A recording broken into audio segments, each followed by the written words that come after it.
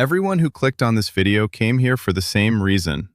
You saw the words Althorp, Harry, William wasn't invited, and you thought, here we go again. Another round. Another headline about two brothers who can't be in the same room without it turning into a story. I get it. I thought the same thing when I first found this detail. It was buried. Not in a major outlet. Not in a royal correspondent's breathless Twitter thread. It was on a calendar.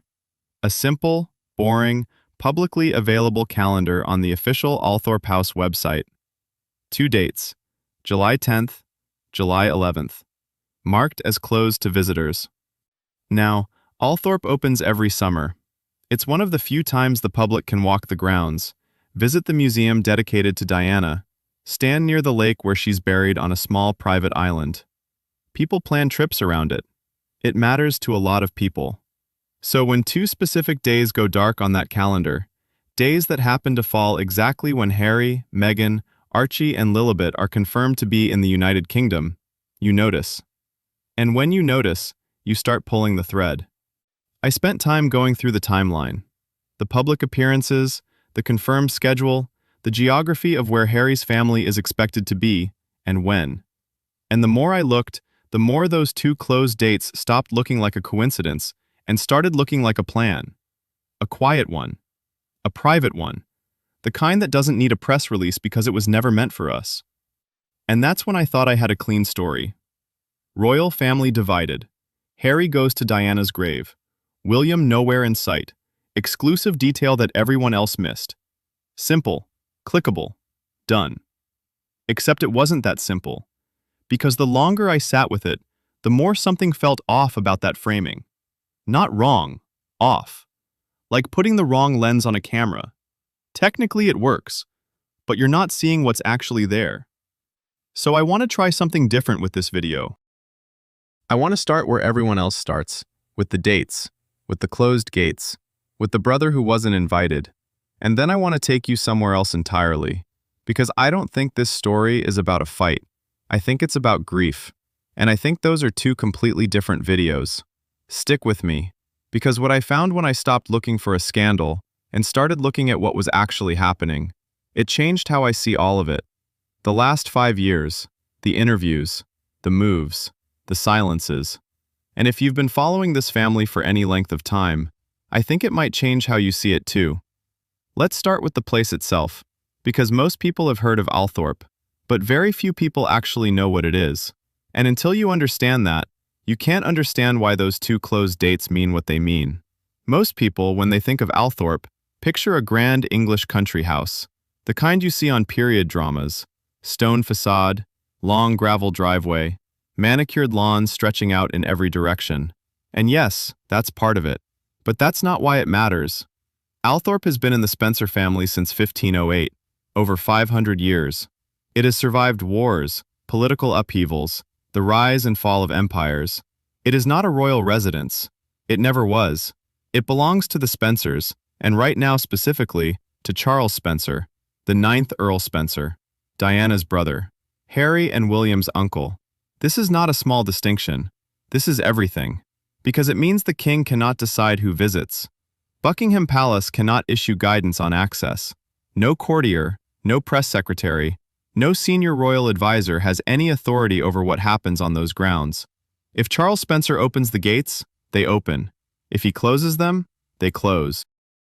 And if he invites his nephew, his nephew's wife, and his nephew's 2 children to come and spend time at his sister's grave in private, that is entirely, completely, legally, and emotionally his right to do. The palace has no seat at that table. William has no seat at that table. Not because anyone is being cruel about it, but because it was never their table to begin with. Diana is buried on a small island in the middle of an ornamental lake on the Althorp Estate. You cannot get to it without a boat. There are no cameras there. There are no journalists permitted anywhere near it. It is, in the most literal sense possible, a place apart from the world. When Diana died in August 1997, the decision about where to bury her was made by the Spencer family, not by the palace. There were reportedly discussions about Westminster Abbey, about Windsor. The Spencers chose Althorp. They chose the island. They chose the privacy. And in doing so, they created something that the monarchy, for all its power and protocol, simply cannot touch. A place that belongs only to the people who loved her. Now think about what it means to bring children there. Althorp opens to the public each summer, roughly July through August, and during that time thousands of people come to pay their respects.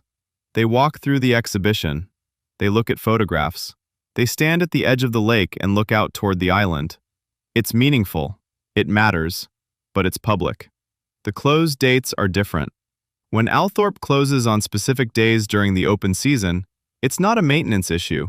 It's not a staffing problem. It's a private visit. That's what those dates mean to people who know the estate well. And here is where the story that everyone else wrote, Harry and William's rift deepens. Harry sneaks off to Diana's grave without his brother, starts to fall apart. Because William has been to Althorp, he goes. He has spoken about it publicly, about how much that place means to him, about how he goes there to think, to remember, to feel close to her. This is not a place Harry has claimed as his own and locked William out of. What's happening in July 2026 is not an act of exclusion. It might be something much quieter than that, and much more human.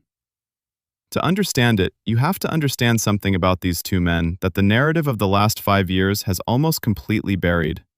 They both lost the same person, on the same night, when they were children. And they have never, not once in nearly 30 years, dealt with that loss the same way. If you've been watching this channel for a while, and if you haven't, now is a great time to subscribe, because this is exactly the kind of story we go deep on.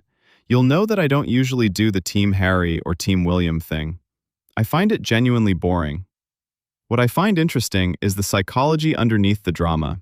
And in this case, the psychology is extraordinary. Because these are two men shaped by the same wound who became almost completely different people because of it. And Althorp, that island, that lake, those closed July dates, is where you can see the difference most clearly. Let me show you what I mean. William was 15 when Diana died. Harry was 12. I know you know that. Everyone knows that. But I want you to sit with those numbers for a second, because I think we've heard them so many times that they've stopped landing the way they should. 15 and 12. Not adults processing loss with the tools that life eventually gives you. Not even teenagers with fully formed identities. Two boys. One just starting to understand who he was going to be. The other still years away from it. And they didn't just lose their mother. They lost her in public. The whole world was watching. The whole world had an opinion. The whole world grieved alongside them, or at least said it did, and somehow that made it lonelier, not less, because grief that belongs to everyone stops belonging to you. William's response, over the years, has been to contain it, to hold it close and keep it private. He has spoken about Diana in careful, measured terms. He has said she was a wonderful mother. He has said he misses her. He set up a charity in her name. He unveiled a statue with his brother, and if you watched that ceremony in 2021, you saw two men who had clearly not been in easy contact with each other stand side by side for exactly as long as duty required, and then separate. William processes grief the way the institution trained him to process everything, with dignity, with restraint, with a clear line between what is felt and what is shown. That's not a criticism. For some people, that's survival. Harry's response has been the opposite. He has talked about Diana constantly, in interviews, in his memoir, in documentary footage. He has described visiting her grave and speaking to her out loud. He has talked about bringing Meghan to Althorp before they were even engaged, wanting Diana to meet her, as he put it. He has spoken about the moment he felt her presence and the moments he didn't, and how both of those things hurt in different ways. Harry processes grief by keeping the door open, by refusing to let the loss calcify into something formal and archived, by insisting, sometimes loudly, sometimes in ways that have made people deeply uncomfortable, that his mother was a real person who is still real to him. Again, not a criticism. For some people, that's survival. And here is the thing that the Brothers at War narrative completely obscures, because conflict is more interesting to write about than complexity. Both of these responses are completely understandable. Both of them make total sense given who these men are and how they were raised and what they were asked to carry from the age of 12 and 15 respectively. The problem, and there is a problem, a real one, is that these two completely understandable responses are almost perfectly incompatible with each other. When Harry talks openly about Diana, William experiences it as an exposure of something that should stay private. When William stays silent, Harry experiences it as a denial of something that deserves to be acknowledged. Neither of them is wrong. They are just operating from different languages of loss. And they have never, as far as anyone can tell, found a translator. So when Harry brings his family to Althorp in July, privately, quietly, on days when the estate is closed to the public, he is not making a statement about William. He is not staking a claim. He is not winning a round in a years-long feud. He is doing what he has always done. He is keeping the door open. He is taking his children to meet their grandmother. And that sentence, simple as it sounds, is one of the most quietly devastating things in this entire story. Because Archie is 6 years old, Lilibet is 4, and there is a woman buried on an island in Northamptonshire who would have moved the earth to know them. Drop a comment below if that hits you the way it hit me when I really thought about it. Because I've been in this space for a long time and I still wasn't ready for it. Let's talk about the children. There is a specific kind of grief that doesn't have a good name. It's the grief you feel for a relationship that never existed. Not a relationship you lost, one you never got to have. The version of your life where a person was present and isn't. The absence of something that was never there to begin with. Psychologists sometimes call it ambiguous loss. Most people just call it the ache of what could have been.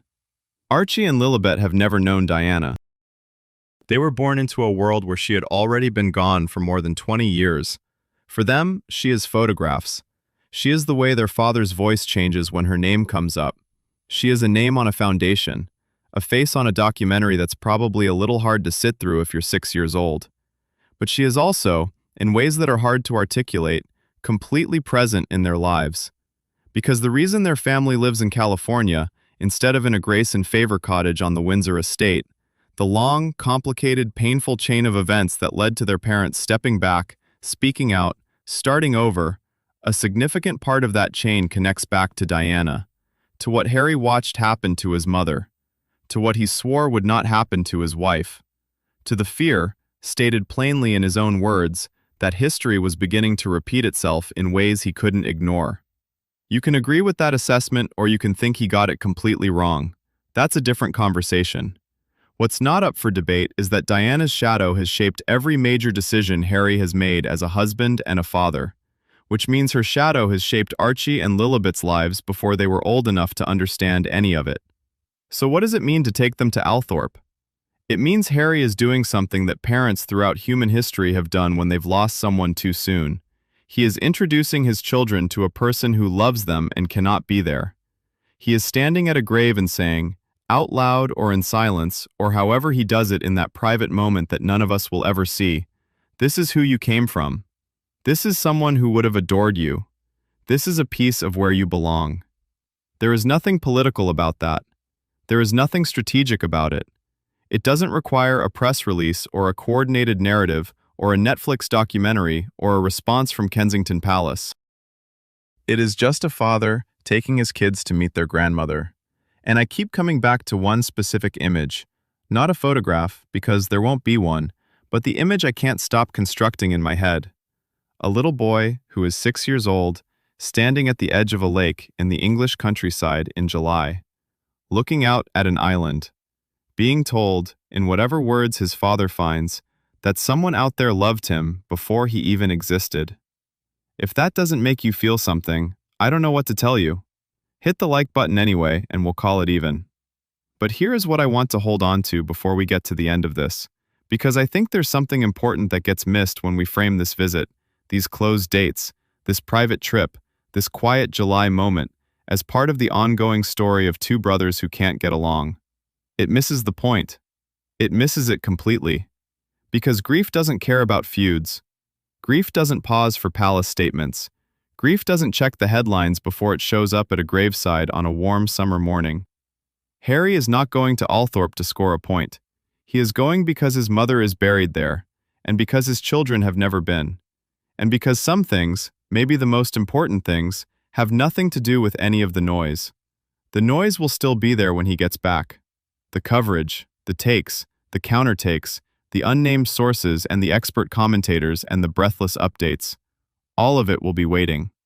But for those 2 closed days in July, those 2 quiet dates on a calendar that almost nobody noticed, none of that exists.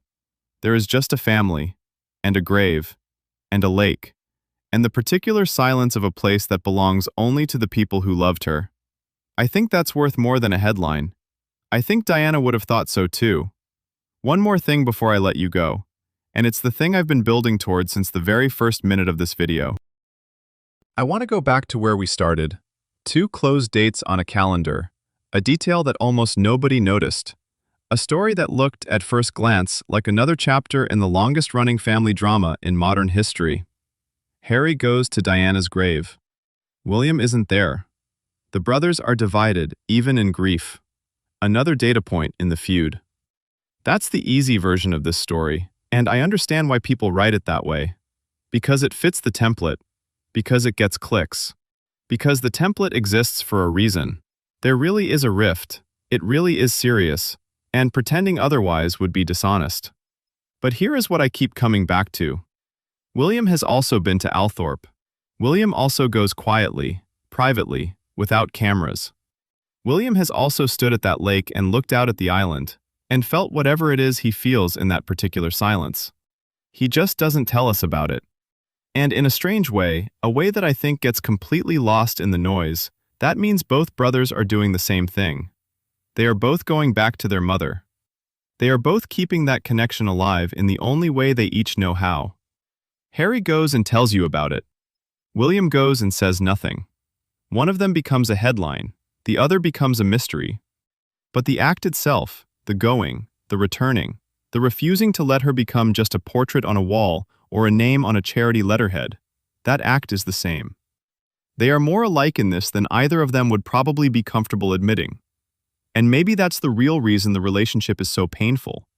Not because they are opposites, but because they are mirrors, showing each other versions of the same grief, processed in ways the other one can't quite accept. William looks at Harry and sees someone who takes everything that should be private and puts it in front of the world. Someone who, in William's eyes, has turned their mother's memory into content, into currency, into ammunition. Harry looks at William and sees someone who has locked their mother behind protocol and procedure. Someone who, in Harry's eyes, has let the institution swallow the person whole, until Diana is more symbol than human, more statue than mother. Neither of them is seeing the other clearly, because grief doesn't let you see clearly. It never does.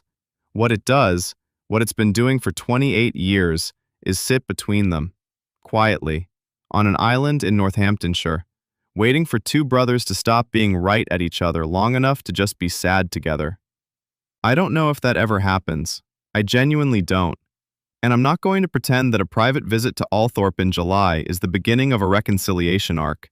That would be wishful thinking, and you didn't come here for wishful thinking. But I do think those 2 closed dates mean something more than a family divided. I think they mean a son is going home, taking his children to a place that holds the person who made him who he is, doing it quietly, doing it without asking permission from an institution that never gave his mother much peace when she was alive. And somewhere, maybe, I'd like to think, William understands that, even if he never says so, even if the cameras never catch a moment of warmth between them, even if the story keeps running the way it's been running for years, because they both know what that island means. They both know what it costs to go back, and they both go anyway. That's not a feud. That's just love with nowhere left to go except a quiet lake in the English countryside on 2 unremarkable days in July that almost nobody noticed. Until now. If this video made you think about this story differently, even a little, share it with someone who follows the royals, not because it's dramatic, because it's actually true. And true is harder to find in this space than it should be. I'll see you in the next one.